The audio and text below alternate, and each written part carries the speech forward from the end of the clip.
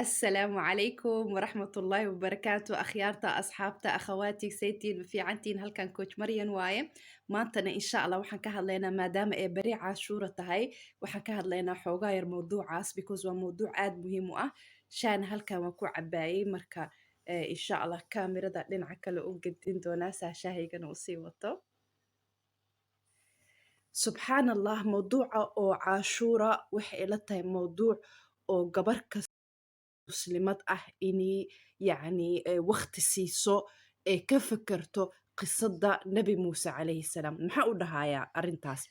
waxa u dhahayaa arrintaas liannu subxaan allah ilaahay casa wajal wuxuuna siiyaa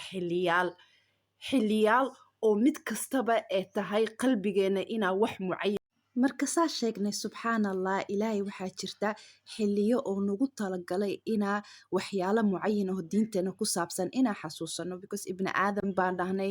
ilaawshadeena badan marka sidaan sheegnay ramadaanka camal waa xili oo ilaahay ugu talagalay inuu taqwada qalbigeena inuu kusii ziyaadiyo because maalmaha kale waxyaalo xalaalka u ahaan jirtay baa ramadaanka markuu imaado aa iska daynaysaa taas taqwada ilaahay bay qalbigaada ku badinaysaa xili kale waxaa jira oo xajka ah xajka dharkaadii oo yani especially nimankan ka hadlaya nimanka dharkoodii bay iska bixinayaan yani lama la kala kafantii u eg marka xasuusin waxay u tahay kafantaadii baa xasuusanaysaa aakhiraad xasuusanaysaa hadduu xajkaadana ilaahay kaa aqbalana sidii ilmo yar baa usoo marka xajka yani man xaja falam yarfuth walam yafsuq rajaca ka yawmi waladatu ummu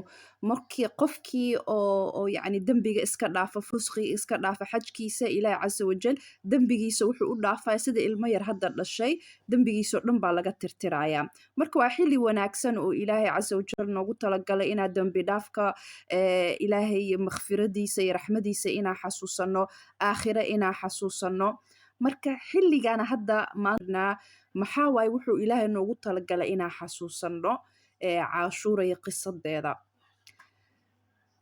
cashuura iyo qisada oo nabi muuse calayhi salaam waxaan ku xasuusanaynaa rajada ilaahay casa wajal inay markasta qalbigeena inay ka buuxdo inaa ilaahay casa wajal kheyr ka rajaysid carabiga waxaa lagu dhahaa alxusnu dan billah xusnu dan billaah yani inaa ilaahay kheyr ka rajaysid inaa kheyr ka filatid diinteenayba ka mid tahay towxiidkii ka mid tahay caqiidadanay ka mid tahay laakiin maanta arinta aan raba inaan uga hadlo xusnu dan billaah yani waa sabab oo aan ku arkay dad badan ummadii oo dhan meel kastaa aragtid bidix fiiri midig fiiri waxaa arkaysa dad waqti waxaan ku jirnaa oo dadka niyad jabkiya ku badan negativitygii baa ku badan yani waxaa u malaysaaba mawduuca oo xusnu dan billaah mawduuc la ilaaweyba inay tahay meel kastaa ardid meel kastaa maqashid waxaa maqlaysaa arin oo qalbigaadii yani iyo niyadaadii iyo dreamskaadii hoos usii dejinaya un negativityga nagu badatay waqtigan la joogo marka waxyaalaha oo qalbigaada ilaahay casa wajal oo marka ayadoo ummadii islaamka yani aakhir zamaan baa lagu jiraa xusna dan billaah wuu iska yaraaday laakiin haddana ayadoo ummadii oo dhan saas la wada yahay laakiin waxaa u arkaa yani dadkeena soomaaliyeed inay mas'alada oo xusnu dan billaah inayba aad noogu sii yar tahay aad buuba usii daciifsan tahay rajada ilaahay yani inay markasta la xoojiyo oo ilaahay kheyr laga fisho waxaa u moodaa yani ummadaha muslimka inaaba ummadda ugu sii liidata inaan ka nahna yani unfortunately and waan fahmi karaa waxyaalaha oo yani oo sabab u ah inay soomaalideena ee aad rajada noogu sii yar tahay yani general ma aha laakiin way u badantahay because waxaan nahnay dad oo dagaalo badan kasoo baxay dad dhibaatooyin badan lasoo maray communityyaasha soomaalida yani markaa ku dhex jirtid aa la shaqeey bulshada soomaalida markaa ku dhex jirtid aa communityyaasha iyo dadka sheekooyinkooda aa la dhaqmaysid aa la shaqaynaysid iyo xitaa social mediadeena xitaa markaa fiirisid waxaa arkaysaa ummad oo nagu badan tahay post-traumatic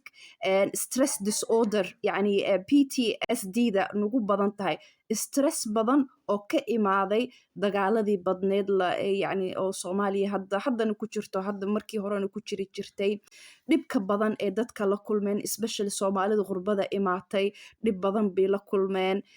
waxyaalo badan, caqabaad badan baa ka hor imaatay, stress badan buu ku abuuray. Marka waxa u malaysaaba inayba caadi ee noo noqotay inaa markaste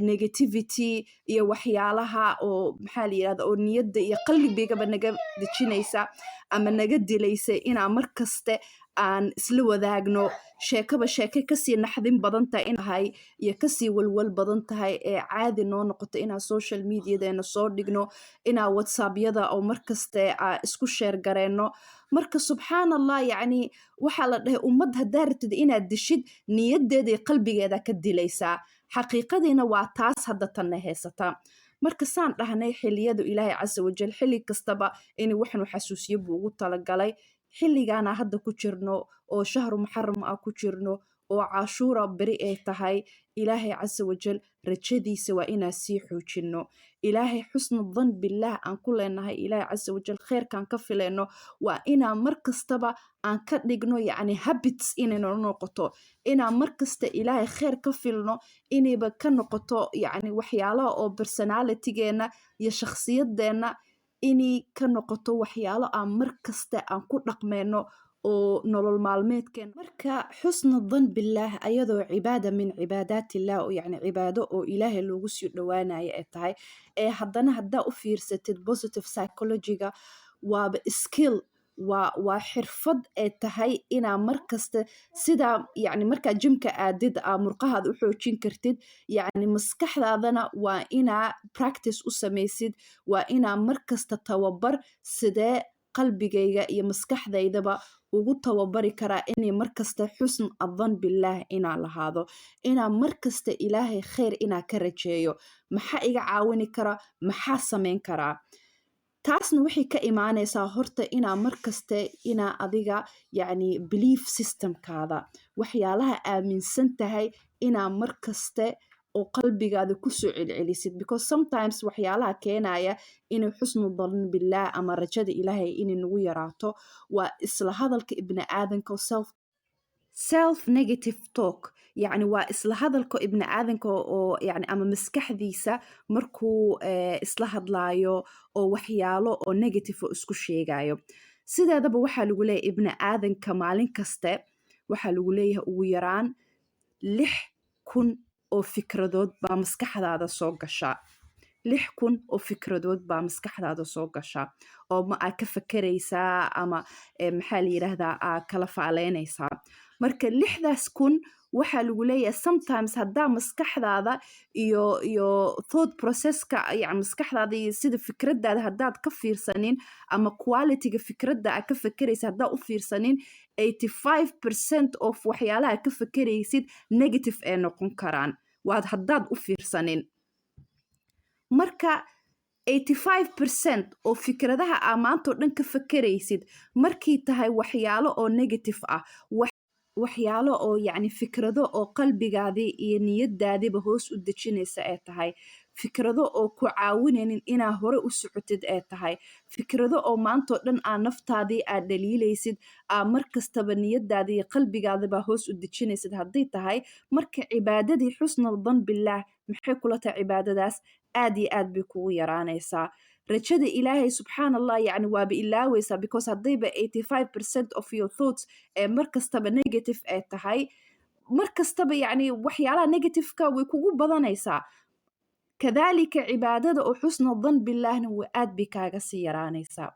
marka waxaan ka hadlaynaa insha allah maxaa kaa caawini kara inuu yacni xusna dhan billaah cibaadadaas aa markasta aa practice garaysid. marka tanaa maanta raba insha allah inaan ila wadaago maxaa kaa caawini kara inaa markasta qalbigaada iyo maskaxdaadaba inay rajada ilaahay casa wajal ay ku weynaato, maxaa kaa caawini kara inaa sii ziyaadisid xusna dhan billaah.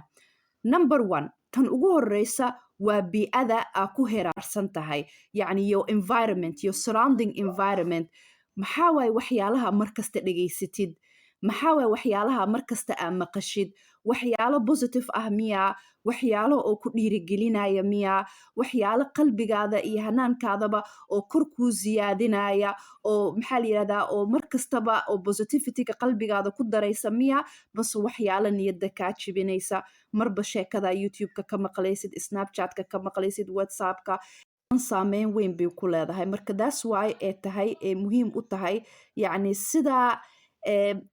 xaaraanta lacagta xaaraanta saad iskaa ilaalinaysid oo markasta aa rabtid inaa xalaal aa quudatid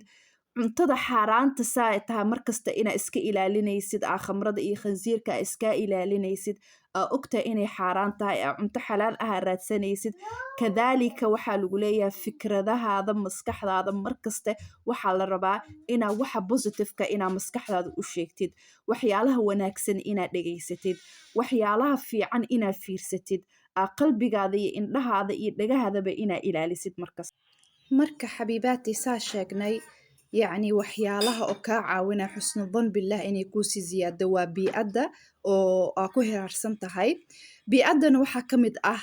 yacni saan dhahna waxyaalaha dhegaysanaysid waxyaalaha maqlaysid waxaa kaloo ka mid ah biicaddaa ku nooshahay waxaa ka mid ah dadkaa la xiriirtid dadka familigaada asxaabtaada macalimiintaada dadkaa markasta wax ka dhegaysatid ma dad oo markaste oo yacni qalbigaada iyo niyadaadaba kusii ziyaadinaya xusna danbillaah rajada ilaahay ku xasuusinaya oo markasta aad dareentid xoogaa yar inaa maxaa la yidhaahdaa hoobkaadii low noqday ama niyadaadii hoos usii dhacday inay ku xasuusiyaan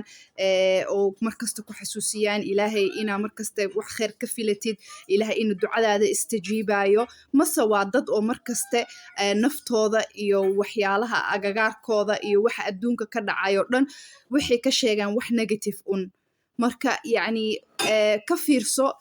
dadka aa la sheekeysatid dadkaa wax ka dhegaysatid ma dad kugu caawinaya inuu rajada ilaahay casa wajal qalbigaada kusii weynaato inaa positivitygaada sii badato mase waa dad oo markastaba niyadda kaasii jabinaya insha allah beri oo cashuuro tahayna waxaan ka hadli doonaa insha allah labada wax oo kale oo kaa caawini doona inaa markasta xusnu dan bilaahi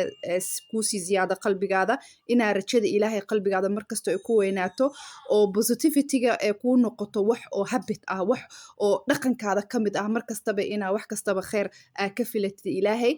wax kasta oo alla kulantidna dhinaca kheerka inaa badisid dhinaca positiveka inaa ka fiirisid insha allah beriyaan ka hadlaynaa cashuurada tahay marka intaas insha allah kusoo koobaynaa videogan subxaanaka allahuma wabixamdika nashhadu an laa ilaaha illaa anta nastakfiruka wanatuubu ilayk